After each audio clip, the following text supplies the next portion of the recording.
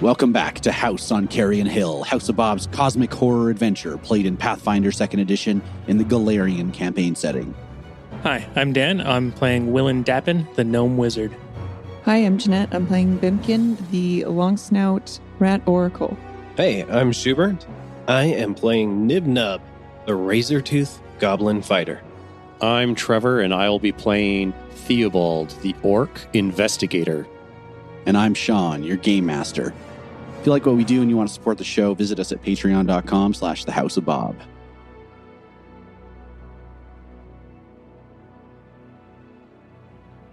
Last time on House on Carrion Hill, Keeper Arland Hive lured the investigators deeper underground amongst a toxic garden of dangerous fungus. Embattled and envenomed, the heroes fought for their lives until the pitched battle beneath Elmway Church came to a dramatic conclusion.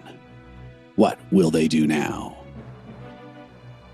But I guess it's not totally over, because as Arland Hive is going to slam this vial of poison into his face, Knib-Knub will get an attack of opportunity.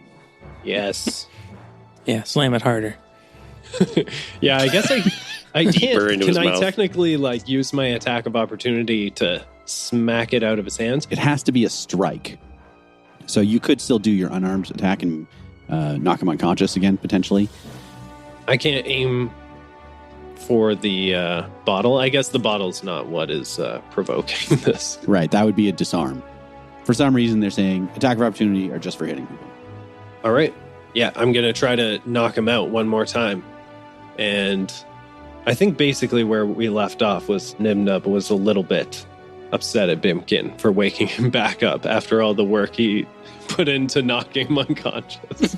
So Knib-Knub's going to be like, Bimpkin, come on, man. You're making me work really hard for this. Just looking at my bite, it does say non-lethal. Oh, does it? Oh, okay. Yeah. So I think I can actually use my teeth to put someone to sleep. I assume that's what the gap there is for. If you look deep into the character art. Between the teeth. Yeah, that's what the gap is there. It's Yeah, you just to suffocate them. Yeah, More just of a to choke choke unconscious. somebody. It's more of a pinch. Yeah. Yeah, Vulcan nerve pinch or whatever.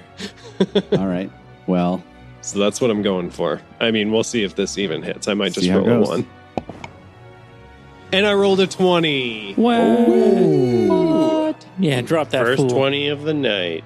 so a critical success on an attack of opportunity interrupts the action automatically. Oh, nice. So he's not going to, even if he is conscious after this, which I highly doubt, his Yeah. action is interrupted. All right. So, and he has to actually roll some dice here, because brawling is my weapon mastery as a fighter, which means that the target has to succeed at a fortitude save or be slowed 1 until the end of my turn. He But- succeeds. Okay. You got a 27. Okay. Is he wearing armor of any kind? He is wearing armor. So he also has to succeed on a fortitude check. Is that right? Yes, since you crit with your teeth. Yeah, since I crit with my teeth, he also has to roll a reflex save or his armor becomes broken 1. I got a 22. All right. Now he's just going to have to suffer a lot of damage. 16 total. 16 total. Okay, he is unconscious.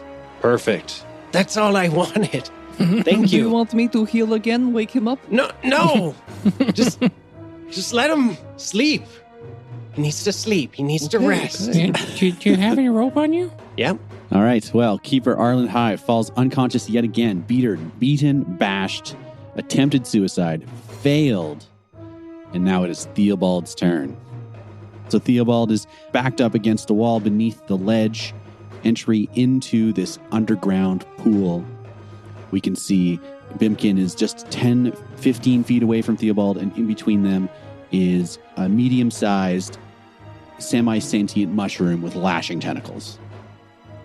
Yeah, I don't like those tentacles. I don't like those mushroom things.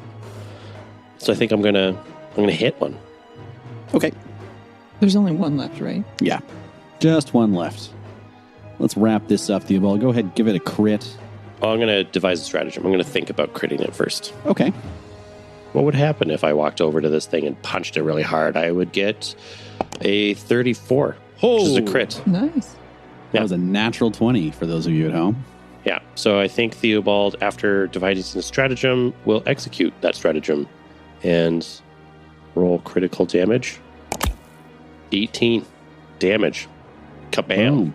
That violet fungus takes 18 points of damage from a heavy hit from Theobald, and it is now Willen's turn. All right. So I'm going to angle myself behind Theo, and I'm going to attempt a hydraulic push. Ooh. So I'm going to call forth a powerful blast of pressurized water that's going to bludgeon him and potentially knock him back. All right, 24 to hit. 24 is a hit.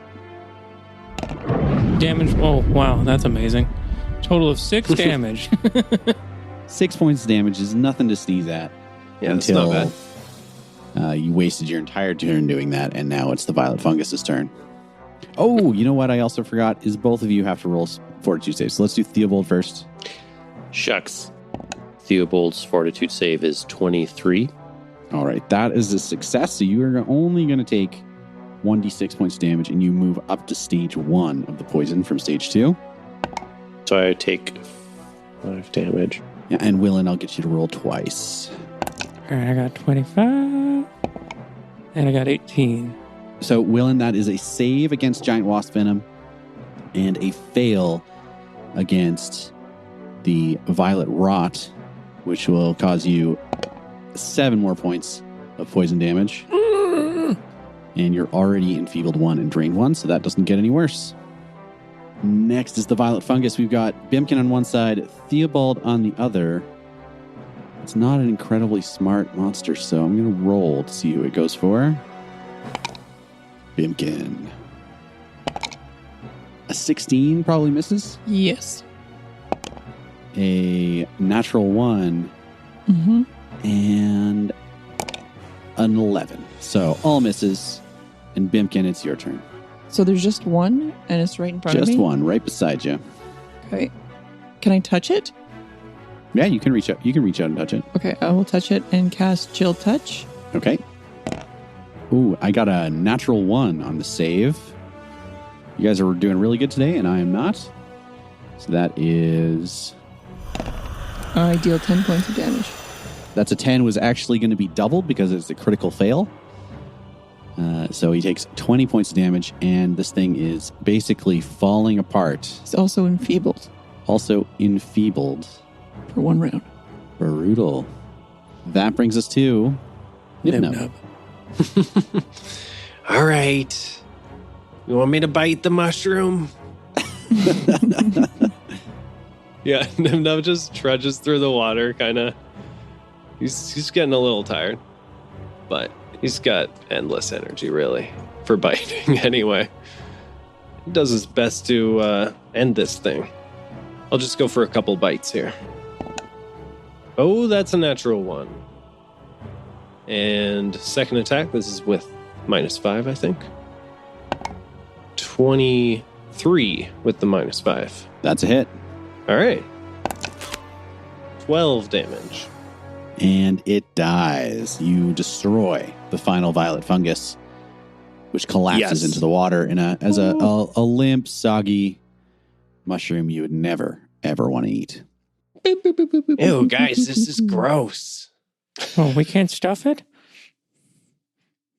So, having Stuffed defeated mushrooms? Arland Hive and his violet mushrooms, Those you were guys his? have, well, I mean, this is his home. Oh, man. Gross. What a shitty home. You have, I guess, captured your very first keeper of the oldest, one of this mysterious cult. I would like to apologize to everyone for the incredibly long combat. Lots was going on, and I would like to award the entire party each with a hero point. Ooh. Nice. Woohoo. Not out of pity, but because you achieved a milestone in the game. We're out of initiative. I'm going to get Theobald to roll me 2 more fortitude saves, and I need 2 more from Dan for each of his poisons. Theobald rolled a 14 on his first fortitude save and a 28 on his second fortitude save. All right, just take one more point of poison damage. Nice. 26 for the first one. Oh, there it is. 14 on the second one. Willen will take 8 more points of poison damage, and the poison has run its course in both of you. That being said, you are still drained until you manage to recover from these conditions after effects. So a drain is recovered on a long rest. Can we go now? So you're down here. You're standing amongst this pool. There are virulent-looking mushrooms all around you throughout this cave system. You've got a unconscious keeper of the oldest here in front of you. And the cave does go deeper into the darkness, about 90 feet. You can, those of you with dark vision can see further out and see that there's another wall at the back with a larger beach. Would it be challenging to go back up the way we came? That was kind of the impression I got with the slip and slide. No, you guys are, you have the time to take care now. So you could climb your way back up, holding onto the walls and stuff like that. You're not worried about chasing someone. What about the keeper guy? Can we bring him up with us? Yeah, you'd have to drag him with you, but you can make it. How big is he? Is he really heavy? Smaller than you, Theobald. Okay, perfect. Yeah, I would say he's maybe $150. Should we stabilize him? No, not until we tie him up and get him to where we want him to go. Well, yeah. Well, he's not dying. He's only unconscious. All right. There is still more here that we should look at, no? All right, let's wrap him up real good. Okay, you guys want me to put a leash on him? Well, I don't want him walking around. It'd probably be better if he stayed unconscious. Yeah. Okay. Staying unconscious seems like a good idea. So tie him up, gag him. So you tie him up. He's gagged already because he's got this leather strap around his head. Then we just tie him to Theo's back? Does that work? But like Chewbacca and C-3PO? Yeah. How big's your backpack? Before we tie him to my back, I would like to investigate the mouthpiece he has over his mouth to maybe discern a function of it. You take a closer look at the strap he has wrapped around him. This gag, this strip of leather, is covered with runes of some sort. Mm-hmm. They appear to be arcane in nature. You could roll an arcana or occult to identify them. I will. I have studied occultism. I'm trained in it. Oh. Theobald gets a 17 on his occultism knowledge check. Okay. I did a check with my arcana. I got a 33 with a crit. Ooh. Bravo. Okay. Wow. Crit City today. Mm-hmm.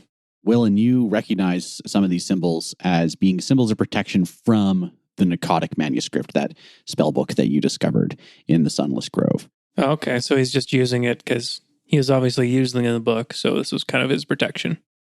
Looking at it, you recognize that, these are legitimate glyphs and runes, but the way that he's using them, probably not super effective.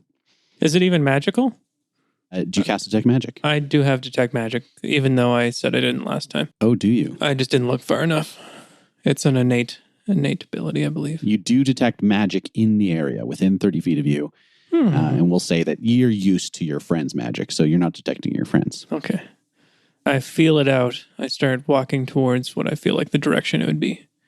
It's his body. Oh. All right. That's a good idea, actually. Let's pat him down and see if he's got anything else on him. His entire body, or is it emanating from a certain place? Start taking his shoes off. He's got a +1 striking rapier, which I should have made you roll to identify, but whatever. A crossbow, 2 moderate acid flasks, studded leather armor. His dose of giant wasp venom has been consumed, and he has 2 doses of violet venom. What kind of crossbow? Normal, common crossbow. Does anybody want that fancy rapier? Yeah, you do see on that rapier that there are some inscribed runes of both potency and striking. So it will deal 2d6 points of damage on a strike. I already have a stabby stick, so I don't need it. You could tie this to your stabby stick. Oh, extra stabby stick. Yeah. I like the idea of that. Theo is interested in one, or there's 4 flasks, and there's 4 of us, so we could each take a flask, and then all, they could come in handy if we come across more crazy people like this. Yeah, sure. Sure. I'll take one. Bimpkin, what would you like? There's 2 acid flasks, 2 violet venoms, and a +1 striking rapier. I will take one of the violet vials. Okay. I'm going to take an acid flask. I would also like to take an acid flask. Good Drop some try. acid later. Hey. I'll go get some of the mushrooms. I'll take whatever that other one is. It's violet colorful. venom. Yep. Should I drink Don't it? drink it. Not until the party. You have to wait. Yeah. Yeah, you take it a half hour before the party. And With your mushrooms. who's taking the rapier? Even if you're not going to use it, it is a magical item. I'll take I it. give it to... Okay. Too late. Yeah. Bimpkin snatches it up and shoves it into his cloak. Tricky little rat. He scurries away all excited. Just to be clear about this violet venom. Well, actually, I don't need to know how it works. Yeah, would Knib-Knub care how it works? No, it'll be more fun if I do. You did see Hive using these vials before, Mhm. and rather than coating it on his weapon or something like that, he was literally just slapping you with it as a contact poison. He slapped us with it? Like he put the poison on himself. He had like a breakaway vial, so when he slapped it with you, it like shattered, and then he Gotcha. also had to make saves against it. Oh, okay. I swear I didn't slap with him. It's a contact poison, so you How can he slap? You might normally see someone use a contact poison as like a trap, like coating a door handle or something like that. Mm.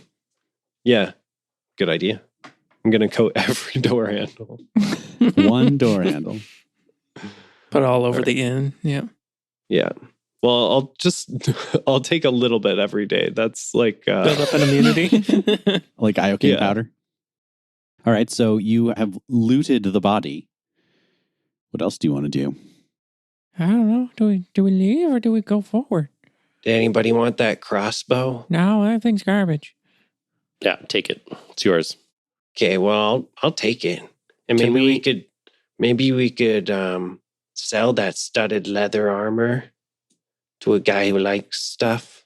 I bet you can get it insured. I've dropped both of them onto Knib-Knub sheet. Beautiful. Knib-Knub, you got it all. Theobald's interested in perhaps exploring a little bit more of this cave. Maybe there's more stuff down here.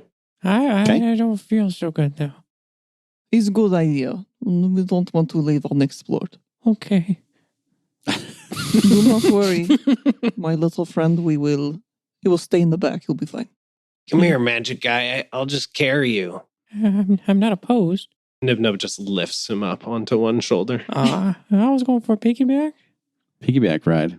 No. Cute. not a sack of potatoes. You are now. So you guys proceed further into this cavern. You can see that there are tiny little tunnels in the cavern roof above you that feed water into this area. Small enough for maybe like a real rat to go through, but too large for any of you to fit in, just dripping and draining water into this area from presumably the city above. You see the buried remnants of more ancient buildings, kind of half protruding from some of the walls. At the back of the cave, about 70 feet from where the battle climaxed, you see another large mound of virulent fungus back there, as well as several bodies. Huh. Most of them consist of nothing more than a few bones and skulls amid the fungus, and even some peppering the lake bottom. But one relatively intact skeleton sitting against the back wall, dressed in crow's armor, so the town guard, lies slumped on the beach. You take a look at the body and you see that on the corpse is a distinctive-looking weapon. A fine-looking sword handle and fine-looking scabbard sits on his belt. All right, I'll investigate it, I guess. Okay? Yeah. Is there an investigate? Just perception. Perception. Okay. 23 to take a look at this sword, I guess. You creep up and you see that the mushrooms around look like they're safe to disturb. They're not going to like release any spores on you or anything like that. You step up to this sword and you see wrapped around the handle is a strip of fabric. You look closer and you see that it is delicately embroidered with a poem. Huh. All right, Knib-Knub, read it out loud for us. You want me to read? Oh, you can't read? Reading's hard brain work. Okay, I'll read it. And it's bad for you. You just too. It's not I bad keep for telling you, you got to stop reading. I'll never stop. All these books are bad. Did you see that guy? He read too much, and then he put the reading stuff on his face, and then he went crazy. Well, you Books have to are know evil. what to read. There's good books. Like, how do you think I learned how to like cast all that cool stuff? It's from The reading, only man. good book is a cookbook. You can't cook Well, either. maybe just consider, think of all these books as just cookbooks, but you're cooking different kinds of things. Different kinds of cooking. We're cooking with magic. See, All right, no, either way, that's If I'm bad. gonna read this, you have to put me down. But you're at a perfect angle for reading right where you are. All right, who's reading the sword? I am. That's what it came down to. You read the embroidery. It is embroidered in common, so you got a pretty solid grasp on it as you spin the blade around in its scabbard in order to read the handle. It says, "Through darkest night and waning light, through dreams of lands both warped and wrong, I hold forth my blade against the gathering fright to protect my home with heart and song." Well, that's nice. It didn't work. But it's nice. It's interesting that this person's down here. Like, it seems to be some kind of like poem that instills or incites some kind of like, what's the word? To defend against the dark arts kind of thing, and it didn't help this person. But it got them this far, right? Maybe they were just really bad at what they were doing. Like, maybe they were just a big, stupid idiot. I mean, it's a little harsh Yeah. for this dead person, but A little disrespectful. they're not there to defend themselves. He's not... Oh, right. They're dead. Yeah, we're talking about the skeleton guy. Does that This guy mean right you're here. going to be a big stupid idiot when you die? Yeah, I mean, that's how you die, is by being a stupid idiot, right? Oh. Yes, remember, he's very little, not big. So little stupid idiot. Oh, yeah. Well, I'm going to detect magic and just see if this thing's magical. You detect magic, and this bright aura glows before you. The sword is definitely magical. All right. You can roll Cool. an Arcana check.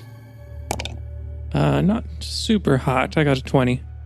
Okay. I mean, I think that's enough. It is a mithril blade Ooh.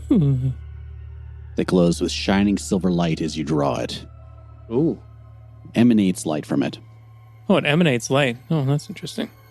And it is a +1 aberration bane mithril longsword. Oh, that's cool. Yeah. And striking. I can't use this at all. Which one of us is the person who can't see in the dark? Bimpkin. That's me. The rat man. But look, I have Furry this. guy, you should take this, because this can help you see better. Oh, no. I do not play with knives. I have this staff here. It's got little embers on it. It casts light. I can take it. I think I might be one of the few that can wield it. Yeah, I definitely can't. I can wield it. I think you and I are probably the only ones that could. Do you want to exchange your stabby stick for the glowy sword, or should I carry the glowy You sword for a while? freaking kidding me? No way, man.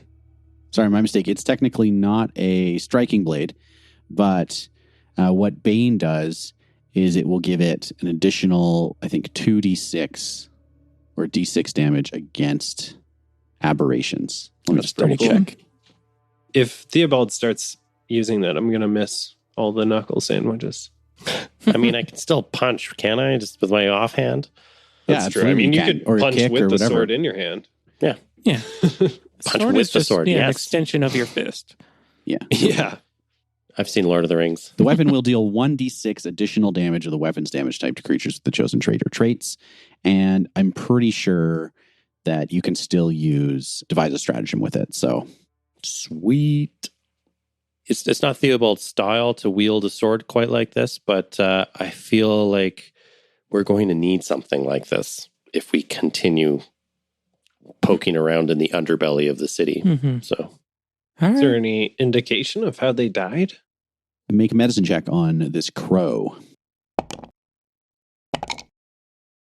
I got a 23. Also got a 23? You also got a 23. Seems our knowledge is matched. Mm-hmm. Bimpkin rolls a 23 as well as Willen. You guys take a look at the body and you determine quite likely that this fellow was poisoned. We say it both at the same time. Natural poison. That is all of this area. You take a look, poke around, and you don't see anything else other than mushrooms that you're pretty sure you don't want to touch. Do the mushrooms look like they're growing off of these bodies? Some of them, yes. I think I should burn this. Because then more mushrooms will come. And they were not tasty. They seemed quite evil. Yeah, we can roast these bad boys up. We're Would having you a care campfire? to take the honors, my friend? All right, I cast Fireball. No, I'm not going to waste my, third level spell. I could use a staff of fire if you don't want to use. Sure, go for that if you have something available. Yeah, I'll do that. Okay, so you cast Burning Hands, I guess. I think I would just do produce flame. Okay. You cantrip away the mushrooms, and before long, this room is filled with reeking smoke, and most of the mushrooms are decimated. good. Good. Yeah. Good. Good. These guys are really into like poison and stuff, and those other guys we fought earlier in the really deep place, that they were really into poison too. If anything, we like destroyed poison. So what do you guys do now? We go Probably further. Go back out. Oh, you want to go back out? This cavern is explored. Oh, we're done here. Okay, we've hit the end. Yeah, let's head back. There's like a little pantry or food and wares at the top side, if I recall correctly, Okay. in one of the side rooms when we get out of here. All I right. think we gave all that food to I think- Knib-Knub. Pretty sure Willen just threw it into the room, didn't Yeah. he? Mhm. Right.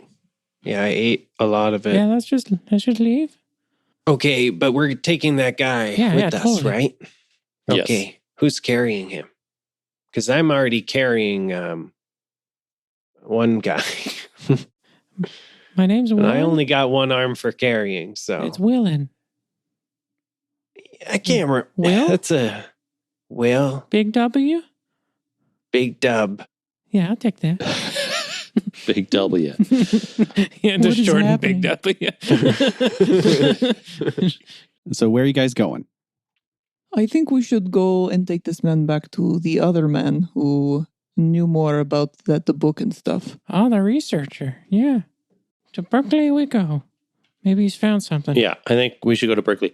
Do you guys think we should change the gag that he has from the one with all the runes on it to like just a regular one? I think it's only to protect him from using the book, which he's not going to be doing. Oh, so nobody else can read the bad words? I mean, if you just turn it inside out or something, they don't. Yeah, because if he's like, heaven forbid, somebody doesn't tie a good knot and he gets out and he starts talking about, this book stuff that he just read and he doesn't have his little spells to protect himself. I just feel like I'd feel more comfortable if we got rid of his little mouth stuff, the gag. Okay, take it off and we'll put another one on.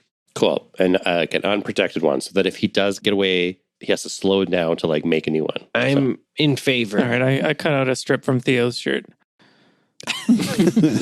Theo's now wearing a fashionable crop top. Before he's even done completing his sentence, Yeah. Willen's already cutting it up. Yeah.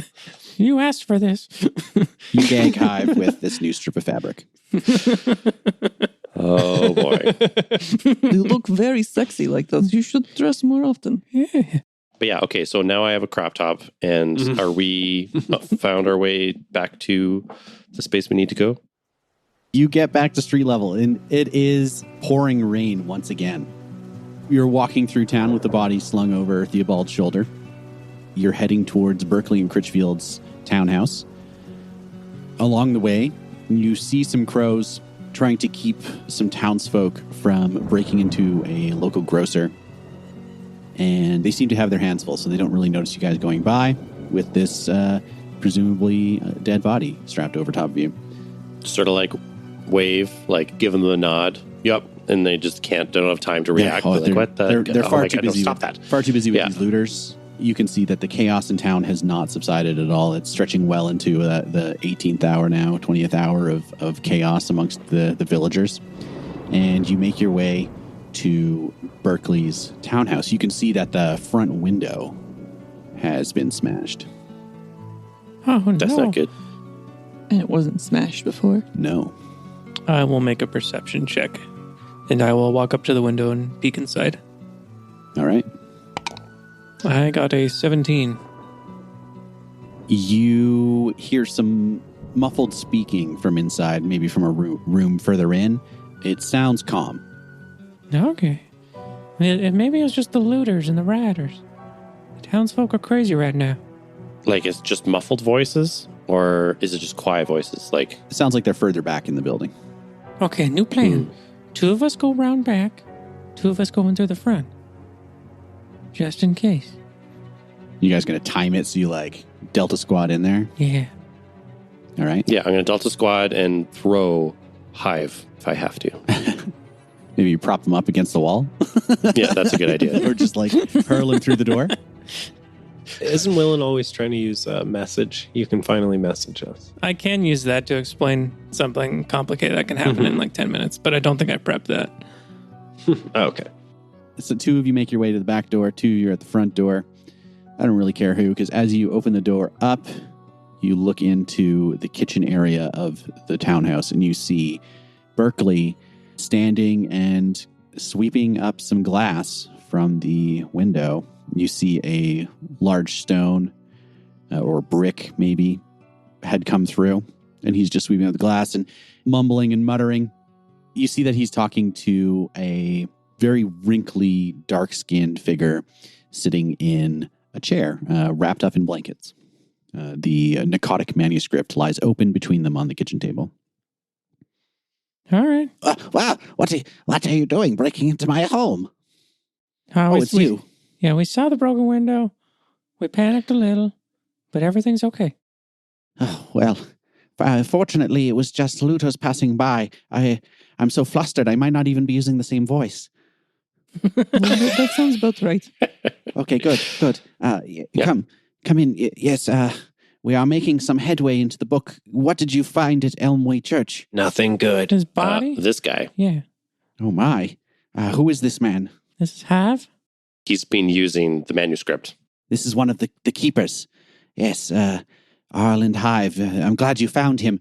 Yeah, we're lucky. You captured him alive, however. Yeah, he tried to off himself. He had all this poison. Yeah, we wouldn't let him. Okay, please. You're stuck here with us, we said. Please, all of you take a seat. I've made some tea up, and he brings out a really nice set of tea set with some like filigreed china, Some bad idea. like porcelain cups, and fills each of your cups with some tea. And he sits down beside this wrinkly old figure wrapped up in way too many blankets. And he says, Critchfield and I were reviewing the manuscript, and we've discovered that you might have wanted to kill that man. We could kill right now, if that is preferable. Yeah. Why exactly do we want to kill him? Well, what we discovered is the ritual that most likely was used from within the manuscript was used to create a magic summoning circle. The creature that would have been brought forth would have been bound and tethered to the life force of the 5 casters who participated in the ritual. Kind of like putting hobbles on a horse's leg to train its gait, the magical tethers would train the monster to respect the collective's commands. But something must have gone wrong.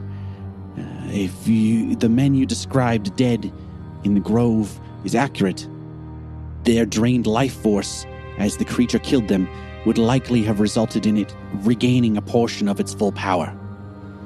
Were it to kill and drain the remaining 3 ritualists, it's likely that this creature would be unstoppable. Oh. But if we killed it, would it gain its power? Or does it have to kill it itself? It is Critchfield's theory, and at this point, the wrinkly voice interrupts. It is my theory that if they were killed by any creature other than the spawn that has been summoned, their life force would not be imparted back into him. So, But as long as we have this guy, whatever this monster is going to want to come and eat him up. Totally. Most likely, the creature hunts them even now. Sounds like he's the perfect bait. Yeah. I was going to say that. That's a really good thought there, Willen. Thank you. We could take him outside of town, you know? And like lure the monster to a nice spot Put some traps down. where we could ambush him. Yeah. That is possible. I could see that working. There is, however, the off chance that it will not come for Hive next. Yeah, But there's for the the other other two- keepers. Yeah. Crove and Meyer, if they are left undefended or unkilled, it will go for the easiest prey first. Okay. So, We just got to make Hive the easiest. Yeah, Hive is unconscious and tied up. So he's going to be he's surrounded by us. However, if we bring him to one of the other keepers, then there's going to be multiple keepers together, and they will be, one of them's in a weakened state. yeah, we're going to have to kidnap some more people. Sweetening the pot, maybe? Who could resist? The theory is that this entity is tethered to their life force. So if all 5 of these keepers were killed, Well, two assassinated. are dead. Yeah. would this beast lose its connection to this world and dissipate, or would it just be set free upon this world? Because I feel like there is a distinction there that we want to make sure we don't fall Good call. into. Certainly. It is most likely that the hobbling would remain in place. Each keeper siphoned some of the creature's power in order to tether it. If they are killed without the power returning to the creature, it will remain in its weakened form, although still trapped on the material plane. All right, so we're going to have to kill it. You will most certainly have to destroy this creature. Well, Bimpkin feels this guy's a little bit creepy. Can I roll to see how sincere he's being? Certainly, roll a perception check. Bimpkin rolled a 27. Bimpkin looks closer at this whispery voiced old man. You see black skin, dense wrinkles, and an upturned nose, puckered lips, sunken eyes. It seems like he's like a husk of a man. You do interpret, he seems incredibly knowledgeable. It almost seems like he's been doing most of the reading rather than Berkeley. And he seems genuine. No, like Alzheimer's happening here. No. Very mentally very cogent, although his body appears incredibly frail. Like you open the door the wrong way and he's going to blow over. I'm like, illness or just because he's so old? You could roll a medicine check. Or 12. So 12, yeah. You're not sure what's up with him. Could be just old age and malnutrition. Not sure. Again, why are you staring at the old guy? He's very old, so I thought I would look at him awkwardly so everybody feels a little bit more awkward. job well Yeah, done.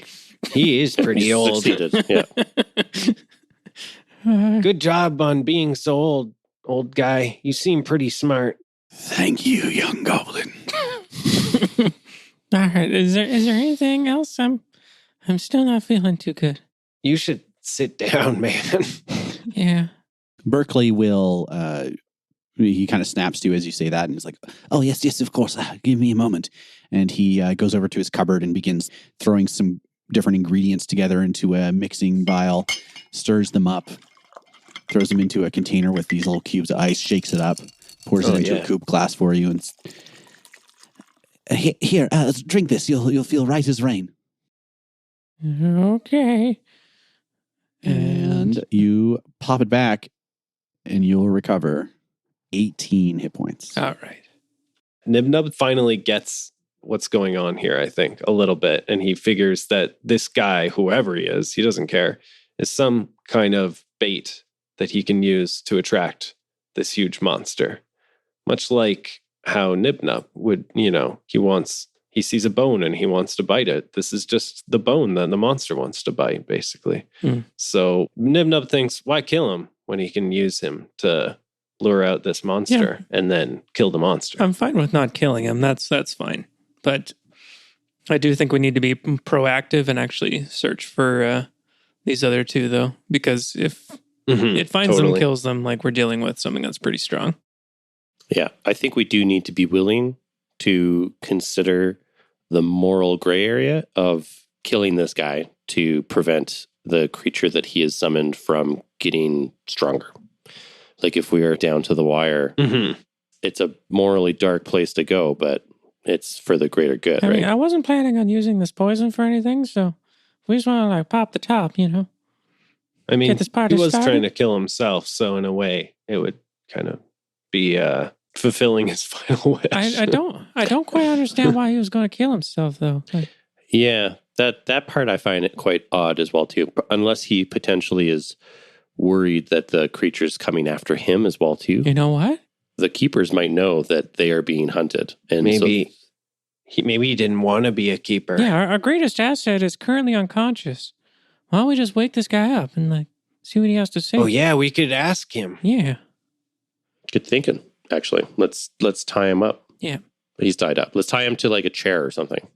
He is tied up. I tied him with a rope. I did a good job. But you didn't tie him to a chair. Not yet. Yeah. Do you guys have like a really dark, scary room in this house? With like a lantern that swings back and forth. Berkeley looks over at Critchfield and looks back at you and is like, let's just do it here. Sorry, how very rude of us. Is it okay if we perform this in your house? This is for the good of the entire city. Critchfield and I are of the same mind that you having as much information as possible before you take on this monster is probably most advisable. All So right. is it okay if we stay? Do you mind if I get my things? Better here than anywhere else. We can also listen and try to give you any advice we can. All right. Well, Critchfield, you be bad cop. Berkeley, you're good cop. That makes sense. I want to be good cop. I don't know. Your demeanor just says bad cop to me. Yes, but I'm very sweet. Yeah, he's a really nice old man, you guys. It's not really growing on me. All right, it's going to be you guys. You're the good cops and the bad cops. Okay. Sort it out amongst yourselves. You prop Hive up into a chair, tie him down, and we'll see you in 2 weeks. Thanks for listening, everyone, to House on Carrion Hill. If you want to support the show, please give us a 5-star rating on Apple Podcasts. If you want to hang out with us, chat with us online, you can join us on social media at the House of Bob or find us on the Discord. There's links on our various social medias and our website. If you want to support the show financially, you can follow us and subscribe on Patreon. I'd like to thank all of the patrons that we have supporting the show. Mortimer, Ben, Connor, Pedrig, Brandon, Ron, Team Eamon, Pavel, Christine, Tom I, Elias, Jessica C, Ray, Scooter, Tyler, Josh, Keith, Bluckett12, Tom W, Jessica D, Kieran, Mike, Sylvia, Luke, and Volt. Artwork for this episode was by me, Shaun at Shaun Makes. Audio production and sound design credit goes to Astronomic Audio. And music for this series is designed by Mike Hammock from Tales of the Glassgarter World podcast. Roll on.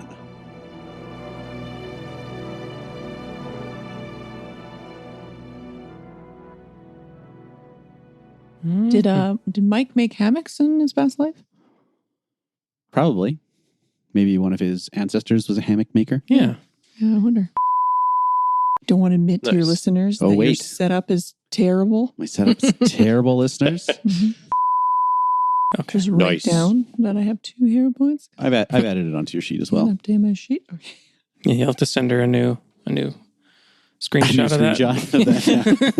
Yes, please. Every time. Keep updating it. Yeah. As well as if I use a spell, could you just mark that for me? You As got if it. Shaun isn't busy enough. Yeah. It's all good. I did mark your spell off. Shaun's busy. Yeah, guys, DMing is like no big deal. Yeah. Mm-hmm. Trevor's cat. Trevor's cat's so cute right now. Just using him as a throne. Yeah, welcome to my life. All right, we're back. Sorry. I didn't even notice you were gone, so it's all good. We were just The talking in character the whole time. We just The best kind of you role could playing. just leave us for like 2 hours and we just keep role playing. That's good radio. Okay, so what's our plan? I'm going to take this glowing sword Yeah? Yeah? and What are you going to do with it? I feel like I'm going to... What are you going to do with it? What are you going to do with that sword, Theo? Good. Yeah, I could grate cheese on it. Great. I have abs? Yeah. Is that what you're saying? Yeah. It looks a little Nice. bit like you might use bronzer. Not that I'm judging, but Send in your fan He's art. green, though. I'm working on it. Working on it right now. That would just make him look muddy, wouldn't it? It's a bronzy no, green. orc bronzer. I've seen before. Okay. Either way, he's glistening. All right, so you make your way through town again. As you resurface to the street level. Just really quick, who's carrying who? I'm fine. I'll just walk. This is getting just embarrassing. Theobald's Yeah. carrying... Theobald's carrying the what's big his name? guy. Yeah, I wrote it down. Hive. Yeah. What's his name? Hyde. Hive. Hive. Theobald is carrying Hyde. Hyde. Sounds good. Hive. Hyde. Hive. Okay. V. I'll All just right, carry so myself. you get back to street level, and it is pouring rain once again. Do we need to you- hide the body? Like, this seems weird to just carry a guy around. Bimpkin busts through the door and says, "Everybody be cool, this is a robbery." Who is this man? This is Hive. This Hive. And he's been using the manuscript. Well, I use many words when few do good. It would have been so funny if you're like, roll a fortitude save. And initiative. Everybody. Yeah. I have to beat an old man up. Yeah. Yeah, it turns out he's like, he just Not so starts frail. floating around Yeah. and casting magic Yeah, it's missiles. just like a mind flayer. His head just Pulls pops off the body. And it's just, A Yoda. Oh my God. I'm ready for it. I'm ready at any moment.